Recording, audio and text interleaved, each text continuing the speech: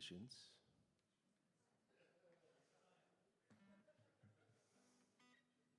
Is it on?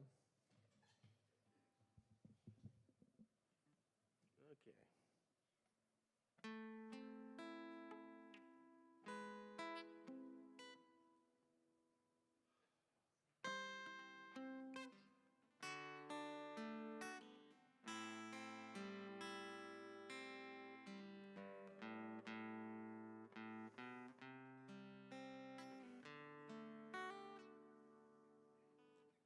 There's a lady whose shoe, all that glitters is gold, gold, and she's buying something.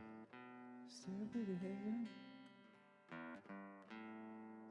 Ooh, ooh.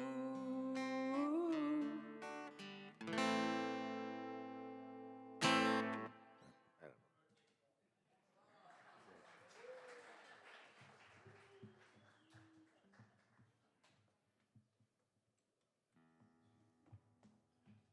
know. Okay. We're in a series on Genesis, and today is the Stairway to Heaven. Probably that's where he got the idea for that. Genesis chapter 28. Actually, Genesis 28 gets its start from Genesis 26. A couple of weeks ago, we looked at that, and I sort of skipped over the last two verses. And I'd like to say I did that on purpose because we're going to use them today, but I just skipped it. But God knew what he was doing when he picked me to speak to you. All right. So 2 weeks ago, chapter 26, verse 34, when Esau was 40 years old, he married Judith, daughter of Beri the Hittite, and also Basemath. Who would name their daughter Basemath? Daughter of Elon the Hittite. They were a source of grief to Isaac and Rebekah. Okay, so they sort of married outside of the family. Then we pick it up in Genesis chapter 28. So this is 2 chapters later. So Isaac called for Jacob and blessed him. Now remember, last chapter was the dysfunctional family. We had parents siding with different kids. We had people trying to lie and deceive each other to get something. It was a whole dysfunctional mess. And but you have to go back to chapter 26. Esau marries these foreigners. And now Isaac is called for Jacob, blessed him. Then he commanded him, do not marry a Canaanite woman. Go at once to Paddan Aram, to the house of your mother's father Bethuel. Take a wife for yourself there from among the daughters of Laban, your mother's brother. May God Almighty bless you and make you fruitful and increase your numbers until you become a community of peoples. May he give you and your descendants the blessing given to Abraham, so that you may take possession of the land where you now reside as a foreigner, the land God gave to Abraham. Then Isaac sent Jacob on his way, and he went to Paddan Aram to Laban, son of Bethuel, the Aramean, the brother of Rebekah, who was the mother of Jacob and Esau. Now Esau learned that Isaac had blessed Jacob and had sent him to Paddan Aram to take a wife from there, and that when he blessed him, he commanded him, do not marry a Canaanite woman. And that Jacob had obeyed his father and mother and had gone to Paddan Aram. Esau then realized how displeasing the Canaanite women were to his father Isaac, so he went to Ishmael and married Mahalath, the sister of Nebaioth, the daughter of Ishmael, son of Abraham, in addition to the wives he already had. Okay. So it starts off with this whole who are you going to marry thing, which is an interesting, is the speakers, is my voice coming out of here? Okay. Because I don't like to hear myself. You have to, but I don't have to. What was I saying? Oh, marriage. Okay. You marry people, and you don't just marry that person. You never marry the girl. You never marry the guy. You marry their whole family. That's for those of you that are not married that are still thinking about that. You fall in love with that person, but you marry the whole family. And the whole family is a whole system of operation and how things work. And the family that you were raised in is how you think it is. This is the way a normal family is, though it may be as dysfunctional as ever, but that's the family that you know. And then you marry someone who was raised in a totally different family. So you might come from a family that's loud, that's talkative. When my wife first came to one of our Christmas things, our extended family Christmas things, afterwards, when we got in the car, she was in tears. And I said, well, it was a fun time to get, what's the problem? It was so loud, and people seemed to be angry at it. Angry? I don't remember anyone being angry at, that was her perception, because her family is very quiet.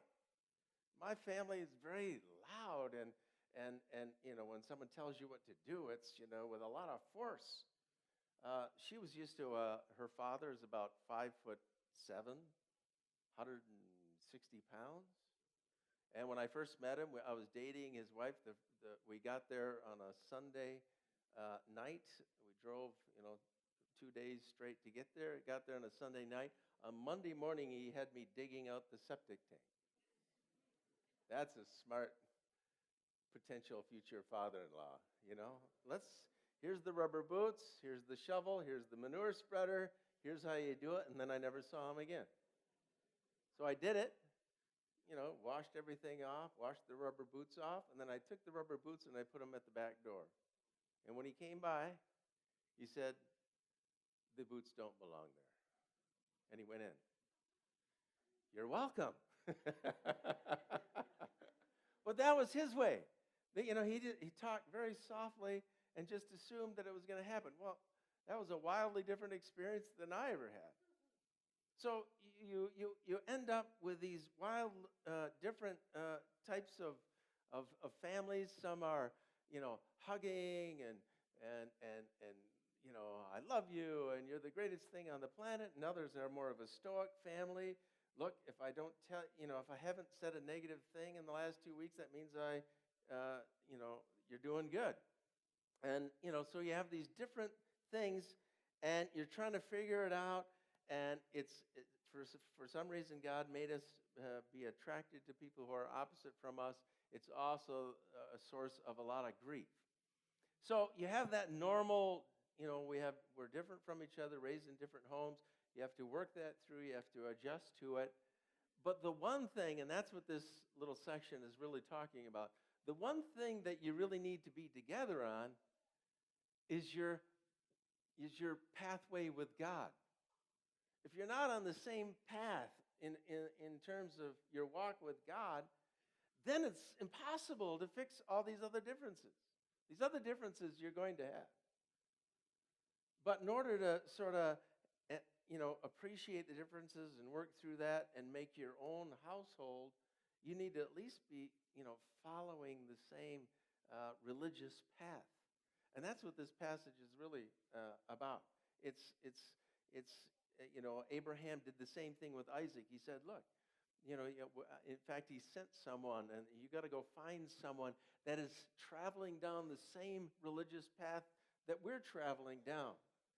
Because if you have the same faith and you're walking with God together, then you can handle all these differences. If not, then these differences will cause a lot of conflict. So that's how it starts out. But then it goes into this whole Jacob's ladder thing, verse 10. So Jacob left Beersheba and set out for Haran. Now that's kind of interesting. Haran. Where is Haran? If you put the map on here, this is you see Egypt at the bottom. Israel there is in the middle.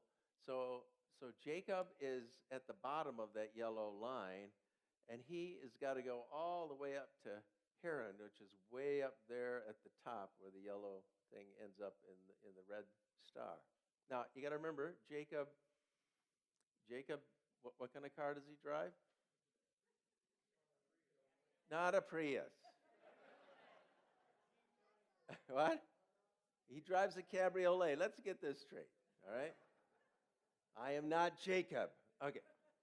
He drives a cabriolet, and he's got to go, this is like a 500-mile trip, And so he's got to pack it, and he's got all his soup recipes, he's got to put those in the trunk and his sleeping bag and whatever he's got to fit all of that in his cabriolet, and he's got to go on this trip all by himself. This is not Esau going out with a couple of guns and he's going to live off the land and so on. This is Jacob. And, it says that Jacob was a guy who hung around the tents. Obviously, he's kind of a mama's boy. The last chapter, Rebecca, his mother, was telling him what to do and so on. So he's going to try to make this 500-mile trip. If you go to the next slide, this is what's kind of interesting. This is the Abraham travels. Abraham was from Ur, which is near Babylon, but his father, Terah, and the whole family moved up to Haran. I don't know how old he was. Maybe he was still a kid. We don't know exactly. But he moved up to Haran. And if you look at Genesis chapter 12, where it talks about, Genesis 12 is where God first shows up in Abraham's life and says, I'm God, and I want you to follow me, and I'm going to show you a land that I'm going to give you, and I'm going to give you an offspring, and they're going to be a blessing to the whole world. The first time that God comes and talks to Abraham, he is in Haran. And this is the place that God is saying, you have to leave this place, and I'm going to bring you to a land that I'm going to show you. So what is Jacob doing?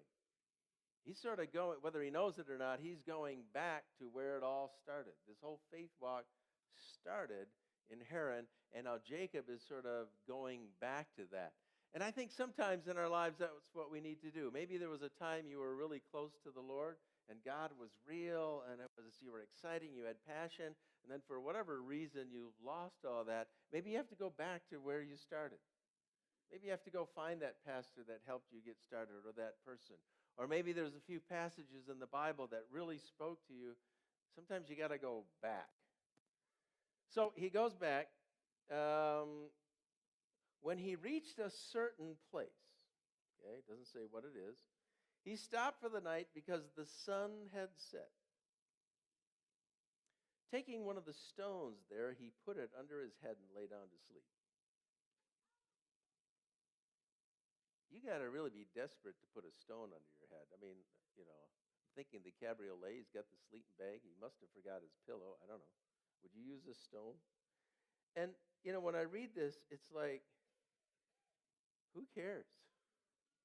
Why, there's so many things that sometimes the stories that you read, you wish the Bible had a little more detail about the whole thing.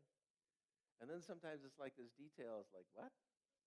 We have to know what kind of pillow he had? I mean, this is, I don't, maybe someone can Google it, but I think this is the only occurrence of pillow in the Bible, maybe. It's like, is the Bible really concerned about pillows? So he sleeps on a stone pillow. He had a dream in which he saw a stairway resting on the earth with its top reaching to heaven, and the angels of God were ascending and descending on it. There above it stood the Lord, and he said, and now there's a bunch of things that God says, and I want to come back to that, okay? So we're just going to leave that for a little bit later. So you got to jump down to verse 16. When Jacob awoke from his sleep, he thought, surely the Lord is in this place, and I was not aware of it. He was afraid and said, how awesome is this place? I like that. This is none other than the house of God. This is the gate of heaven. Early the next morning, Jacob took the stone. Okay, so here's where the stone comes back. The stone he had placed under his head and set it up as a pillar and poured oil on it. He called the place Bethel, though the city used to be called Luz. Bethel means house of God. So if you put house of God together with how awesome is this place, that's how I think about this place. How awesome is this place? We get to come together. We get to greet one another. It's so fun to watch everyone come in and say hello. And some of you have been gone or doing whatever you've been doing this summer, and then you come back and maybe you have a beard or, new clothes, or you've lost weight.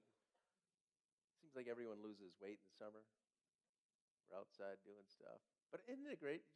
How awesome is this place? We get to sing our songs to God, our praise. We get to share our stories. We get to pray for each other. That is awesome.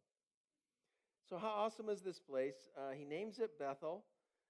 Then Jacob made a vow, saying, if God will be with me and will watch over me on this journey I'm taking and will give me food to eat and clothes to wear so that I can return safely to my father's household, then the Lord will be my God, and this stone that I have set up as a pillar will be God's house, and all of that you give me, I will give you a tenth. Okay, so he makes this vow thing. We'll come back to that thing too.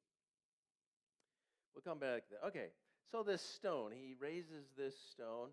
So, that's why there was all this detail. He sleeps on the stone, he raises the stone. That becomes the symbol of God's presence, God showing up in his life.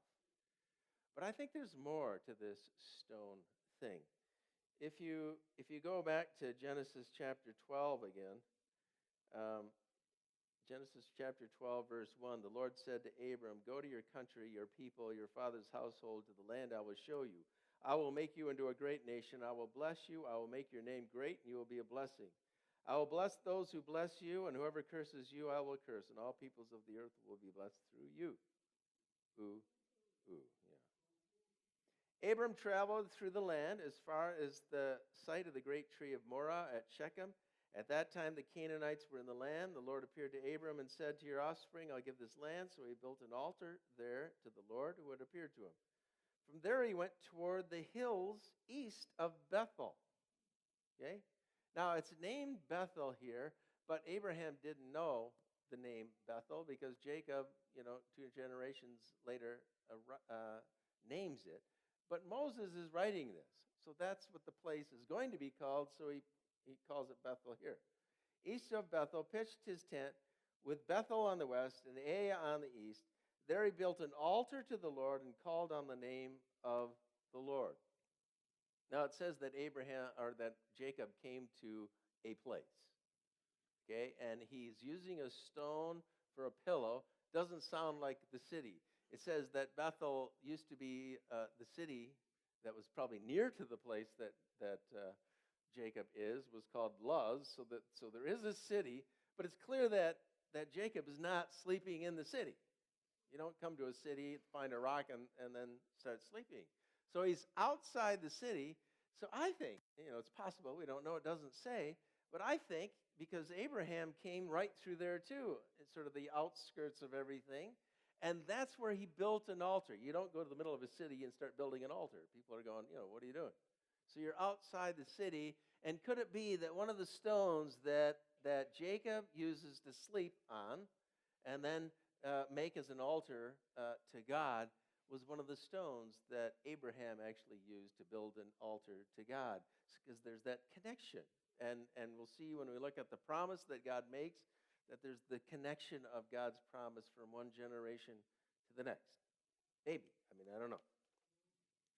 All right, so the story really is the story of someone sort of running away. Remember, Jacob had to run away. He had tricked his father and his brother out of the birthright and the blessing. And so his brother wants to kill him. So he's sort of on the run. This is not his thing. He's not a guy with the bow shooting the animals along the way. It's 500 miles of walking. This is out of his comfort zone. And this is probably 3-4 days into his journey. So he's just started this journey. He doesn't know what to expect. He has no idea what's going to happen in his life. He's sort of lost everything. Is there a time in your life when you ran away? Is there a time in your life when you felt like you didn't belong and the solution to this is to just get out of it? Have you felt that way as a husband or a wife? Have you felt that way as a parent? Have you felt that way as a child? It seems like every child at some point packs a little suitcase and heads out the door, I don't like you, Mom and Dad. If this is how it's going to be, I'm out of here. And Mom and Dad say, good. Don't let the door hit you on the way out, At least in my day, they did that. I don't know what it is today. Today, kids don't know. They only know the directions to the car, right? Do they go anywhere? We used to walk to school. I lived in Grand Rapids. I used to walk to school. It was a mile, uphill all the way, and a mile back, uphill all the way. So I don't know about today. But I'm sure we've all felt that thing of running away. I had that too a few times in my life. My Florida story is the story of running away. My church, and I was burnt out, and I didn't know what was going on, so I got on a plane and went to Florida.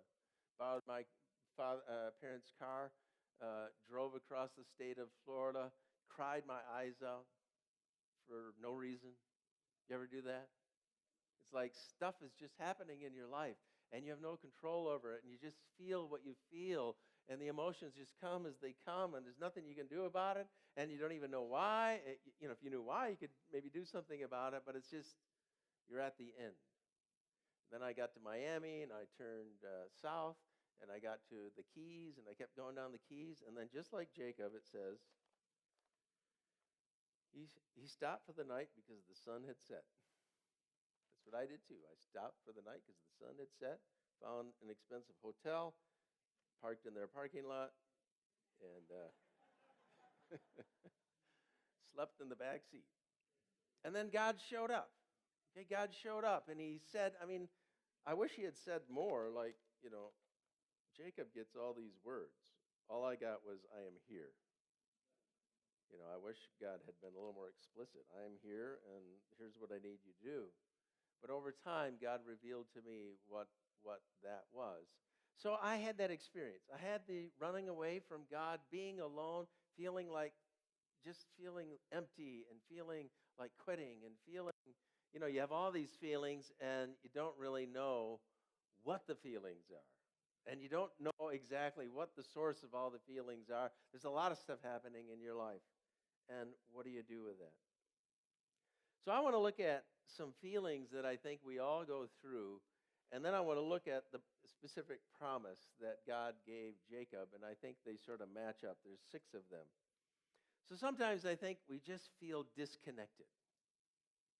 We feel disconnected, maybe it's at work, maybe it's at school, maybe within your own family. It's like, am I connected? Or there are times when a family is close, but there's times when a family feels just broken and conflict and disconnection. As a teenager and maybe into my 20s, I got booted out of our house 3 times, I think. I kept track. And I remember one time I got booted out, and it's one of those things where you get into an argument about something, I don't even remember what, but it's sort of like, you don't appreciate what we do for you. Why are you even here? Well, I don't have to be. Well, then why are you? Then why don't you leave? Okay, I will. And, next second you're in your Volkswagen, 1974 Volkswagen Bug with no clothes and no anything and no cell phones, no credit cards back then, and you're driving down the road. Which means, really we should all have the I'm going to run away someday plan. Like a 10-year-old walks out the door with a suitcase, he gets to the end of the driveway, and it's like, okay, hold it. Now what? Which way do I go? So you really should have a plan before you do this, and you really need to plan ahead because you never know when this is going to happen to you. So anyway, I had no plan. I'm driving around, then I remembered, my dad and my uncle had a sailboat in Holland, and you can stay on it, and there's a key, and I know where the key is, and so that's why I drove out to Holland. It's like 11:30 at night. I pull into the parking lot where the thing is, and I see my dad's car. So he left too. He got kicked out. I don't know. I don't know what happened to him, but so he was there. So it's like, oh man, now what? It's 11:30. It's 12 o'clock. It's like I don't know where to go. So I parked at that time the Coast Guard building was there, and I just parked into their driveway. Figured they're safe people and they're sleeping, so they don't know I'm here. And I tried to sleep in the Volkswagen Bug, which doesn't really work very well. And I don't know, the next day I got up and tried to sleep on the beach, and I probably went to my grandpa's house, and I don't know, eventually I got forgiven, or I forgave, or something happened. And you do it again. But, so there are these times you feel disconnected, and I think I think Jacob must have felt something like that. He just, he tricked his father, he tricked his brother, his mother's like, in on it. It's like all this dysfunction, and he has to leave it all. This is the first time he's all alone. And God, the first thing God says to him is, I am the Lord, the God of your father, Abraham, or grandfather, and the God of Isaac. And later he's going to say, I'm going to be your God too. But I think what God was saying is, you're connected. If you're connected to me, you're connected. Our relationships are sort of like this. It's like a triangle.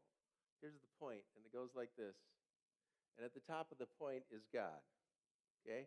And this is me, and this is the person I'm trying to connect to. And sometimes there's a big distance between here, and we try to fix this distance. Oh, we have this distance. Let's work on stuff. Let's try to get this back. We feel disconnected. But instead, sometimes what we need to do is just both work at our connection to God. Because if we're both closer to God, do you notice what happens to the distance between us? It gets less. So I think that's what God is coming to Jacob and reassuring him. Look, I'm the God of all these generations. You are not disconnected. Second feeling that I think sometimes we have. I think sometimes we have this feeling that we don't belong. Maybe you're in school and school is not your thing, or the way they teach is not the way you learn, and it's like every day you go to this place that is not your thing. I don't belong here. Or maybe you were in a group and then that group changed and you're out of that group and you don't have a group, and so you feel like you don't belong. Or you can be at a workplace and others are like having fun, and it's like, I don't know, you just don't fit in. And you can feel that way too in your own family. You can feel that way in a church. Maybe some of you have been coming to Pathway Church for I don't know how long, and it's like, you know what, I don't know if I belong here. I don't know. I see people talking, and, here I stand, and do I belong here? I think Jacob is wondering that too. Where does he belong? He's in the middle of nowhere. He's sleeping on a rock. And what does God say to him? I'm the Lord your God, your father Abraham, the God of Isaac, and I will give you and your descendants the land in which you're lying. You belong. This is yours. It doesn't feel like yours right now. Someone else owns it. You're sleeping on a rock, but it is yours. This church, if you've been coming here at all, this is your church. That chair you're sitting on is yours. You can take it home. The carpet square, you can take that too. This is your place. You own it. And these people, now, maybe the connections, and the feelings can all be there, but that doesn't make it so. Third feeling, the feeling of being small. Okay, like, there's so much going on in this big, big world, and where do I fit into this whole thing?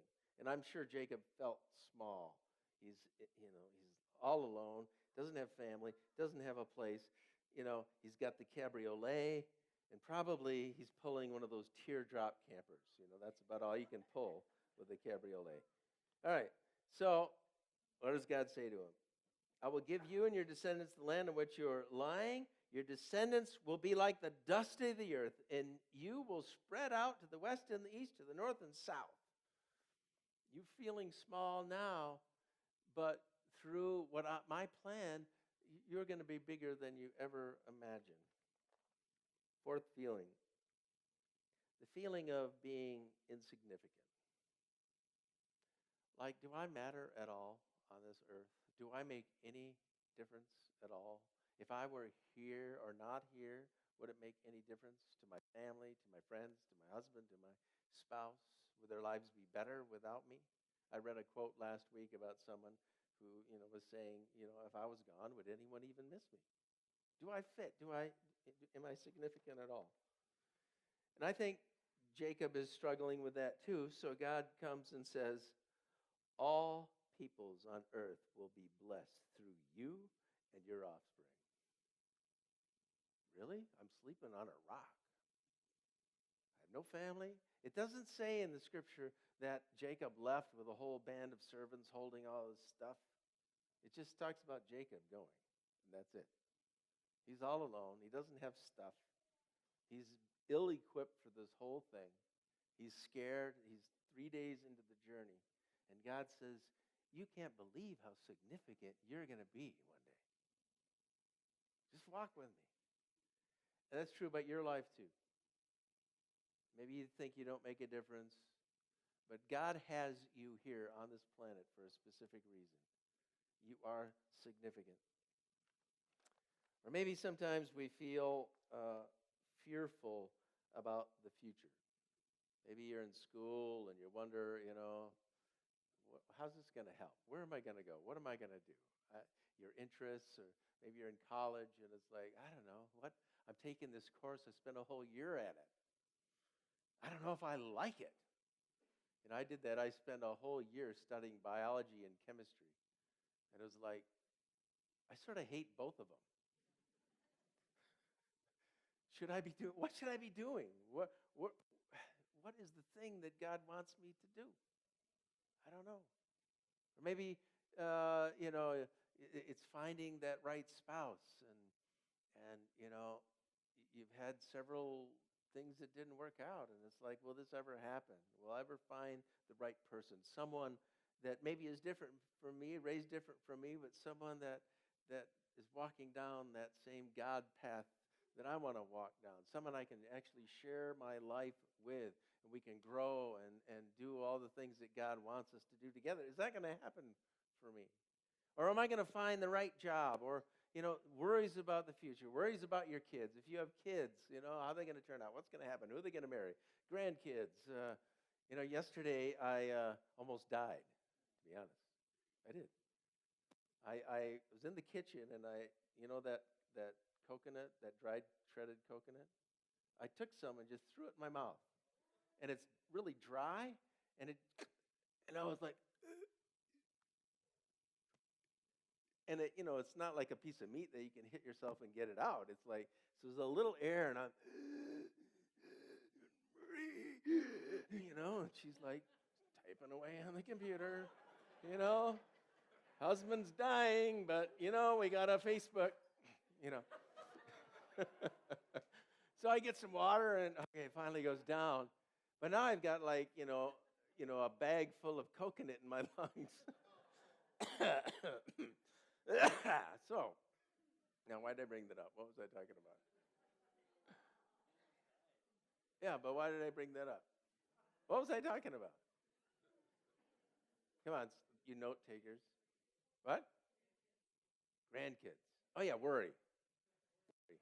Okay, so when that happened, okay, I'm like, man, 1 second I'm just doing really great. 2 seconds later, I'm choking to death, and I started thinking about my grandkids. I got 2 of them in Ecuador. What are they doing today? Get rid of the coconut.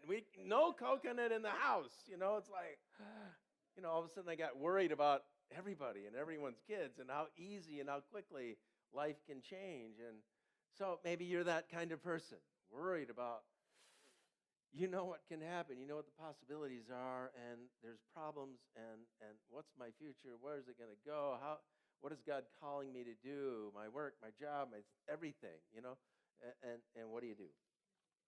So this is exactly where Jacob is. He has no clue. He's been making soup for the last whatever years, and all of a sudden he's out and about, and he's got to find a wife, and he's got to get a life. He has no money. He's got to get a job. He's got to figure it all out. And he's hoping that he can come back home one day. That's it. And what does God say to him? I am with you, and will watch over you wherever you go. And I will bring you back to this land, and I will not leave until I've done what I've promised. That's God's promise to you too. God has a future for you. God is looking beyond your situation and your struggles and your problems or whatever you're going through. He has something for you. And finally, the 6th feeling is feeling uncertain, or the fear of failure. And I already read it. I am with you and will watch over you wherever you go, and I will bring you back to this land. And I will not leave you until I have done what I have promised you. You will not fail. You may have some failures along the way. And we'll see that Jacob has a lot of failures along the way. God is going to work something in him. But ultimately, God is going to make the plan happen in his life. And Jacob can count on it. And you and I can count on it too. Well, I don't know. Have you had that kind of experience? Have you been through things like this? Maybe you're going through it right now. Or maybe you'd like to go through it. You know? Maybe you'd like to have God show up in your life, whether it's in the back seat of a car in Florida or whether it's in the front seat of a cabriolet. I don't know. Is there a back seat? I don't know. Maybe you'd like God for just to show up in your life. Well, God will, but you have to be sort of at the bottom. And maybe you're close to the bottom. You know, we all go through things that put us sort of down, or feeling discouraged, or feel like quitting at work, or relationship going sour, I don't want to talk to you anymore, or whatever it is. We go through all these things, but I think in our culture, it's really hard to hit bottom. It's hard to be in a situation where Jacob is. Where is this place where you need a pillow for a rock, or a rock for a pillow? Where's this down place that you can even go to? Because we have so many ways to sort of cover up the downness. We can be down and discouraged, feel like quitting, but we can just drink a little. And for one day at least, we feel pretty good. Or you can do drugs. Or you can watch Netflix, like all day. You don't have to leave the bed. You just click, click, or click, click. And you can watch one episode after another of a million different shows. There's no end to the video games. You can go to this level, and there's always another level, and then there's a new level, and then there's another level. You can play Pokemon Go. Have you heard of that? My wife and I were playing pickleball in Granville yesterday, just a park, no one, just people in the park, and there'd be like 5 teenagers.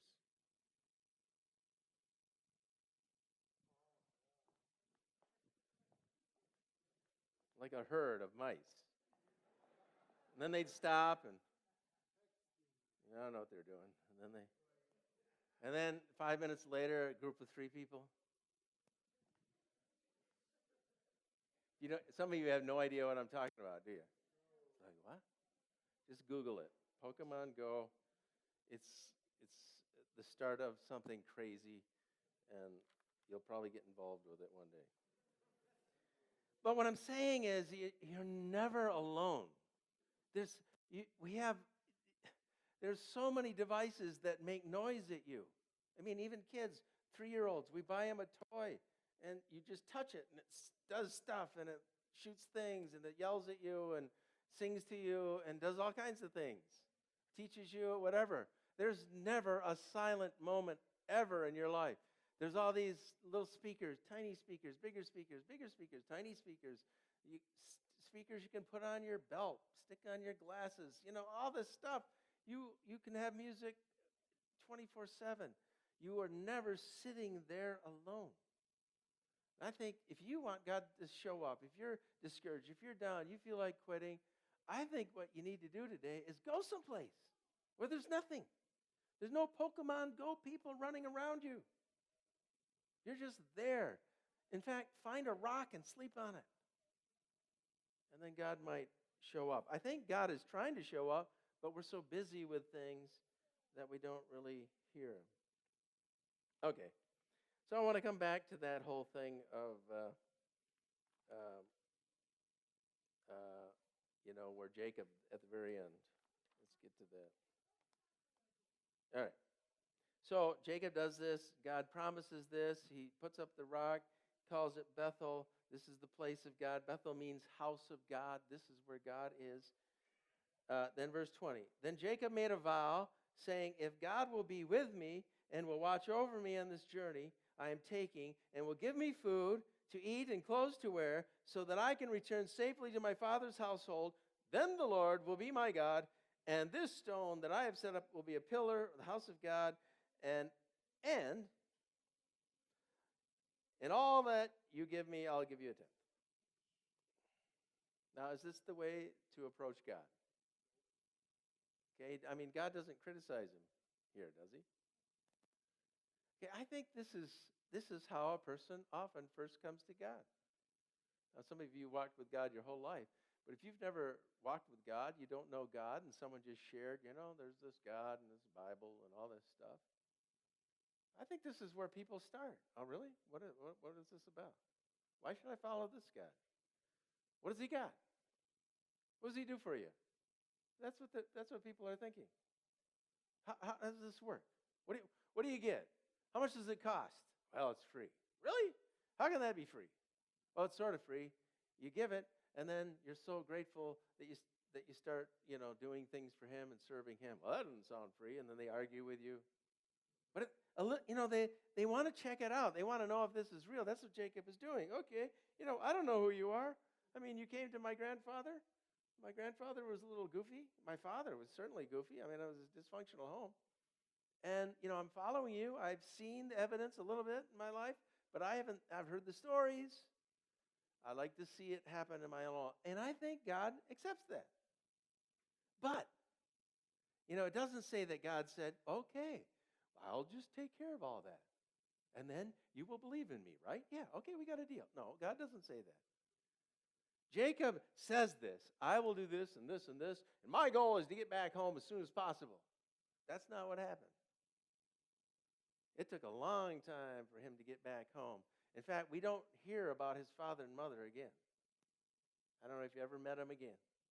He's gone a long time, and things happen along the way that change who this is and what he really wants. Now, he comes back to the land, but it's not what he thought. And so what I think, people, we make a deal with God. Look, God, I'll follow you, and this is the outline that I have for my life.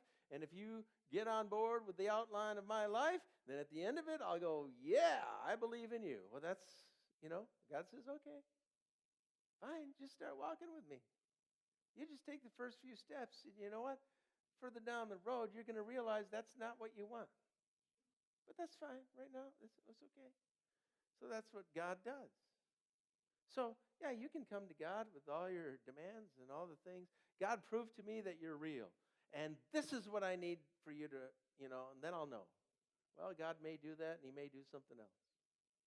It's really joining on a trail with God. Well, how does that work? This story is kind of interesting because at the very end, or in the New Testament, Jesus is starting his earthly ministry, and he's around Galilee, and he's finding these fishermen and, asking them if they want to follow him. And there's one story. It's in 1 John chapter 1, 43.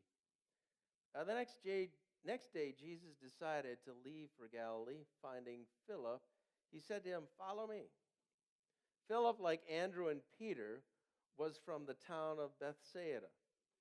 Philip found Nathanael and told him, we have found the one Moses wrote about in the law, about whom the prophets also wrote, Jesus of Nazareth, the son of Joseph.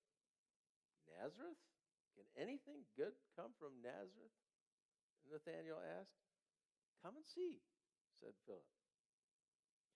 When Jesus saw Nathanael approaching, he said to him, here truly is an Israelite in whom there is no deceit.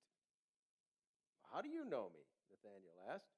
Jesus answered, I saw you while you were still under the fig tree before Philip called you. And Nathanael declared, Rabbi, you are the Son of God, you are the King of Israel. And Jesus said, you believe, because I told you I saw you under the fig tree. You will see greater things than that. And then he added, okay, truly I tell you, you will see heaven open and the angels of God ascending and descending. Now, what does that sound like? This ladder, this Jacob's ladder. That's the dream that Jacob has. Okay, and it connects what? The earth to heaven. And where's God? Heaven. And where are we on the earth? Okay, but notice what Jesus says. Very truly I tell you, you will see heaven open and the angels of God ascending and descending on the Son of God. So who is the ladder? See, Jesus is the ladder. That's the only thing that's missing in this Old Testament story is we have a ladder. We have this connection between Jacob, lost, doesn't know where he's going, feeling alone, feeling insignificant, feeling small, feeling like he doesn't belong, feeling disconnected, worried about the future, doesn't know how this is going to go. And this ladder thing connects him to God, but how does that work? And he walks with the rest of his life trying to figure that out. But we know how it works. It's our relationship to Jesus. That's, in the end, what this story is all about. It's about a relationship with Jesus. Talking, listening, repeated. Why do we have that so much in our church? Why do we have these Bible reading things? Because if you want a relationship with God, with Jesus, you need to talk and listen to him every day.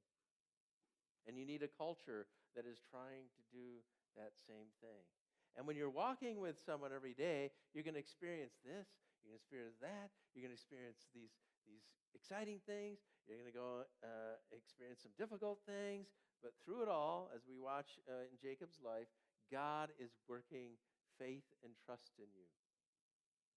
I mean, God is coming to him and saying, I'm God, this is what's going to happen. But Jacob is going to have to learn these things, and so do you and I. Let's pray together.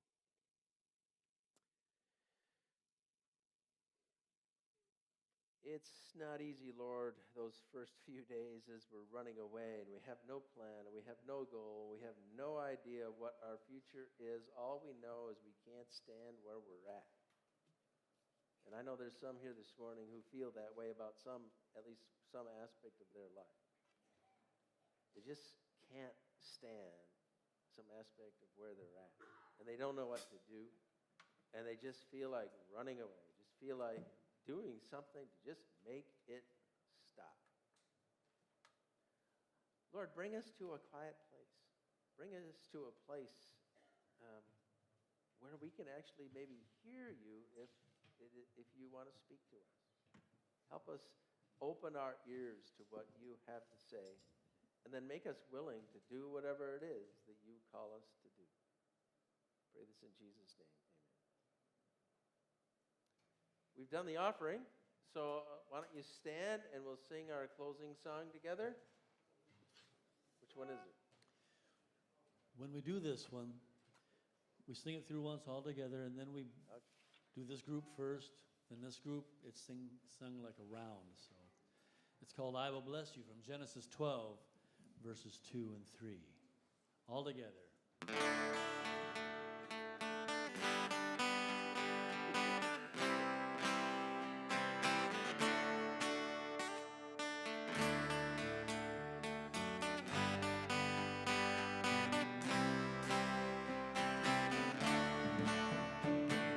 I will make you into a great nation. I will bless you. Bless I will make your name great, and you will be a blessing, blessing. I will bless those who bless you, and whoever curses you, I will curse,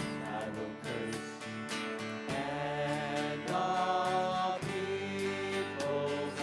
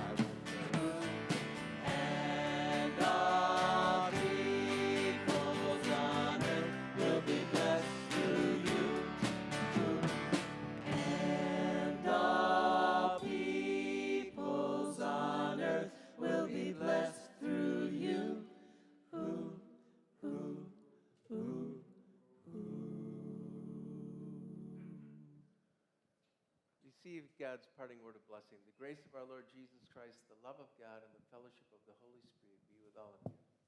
Amen.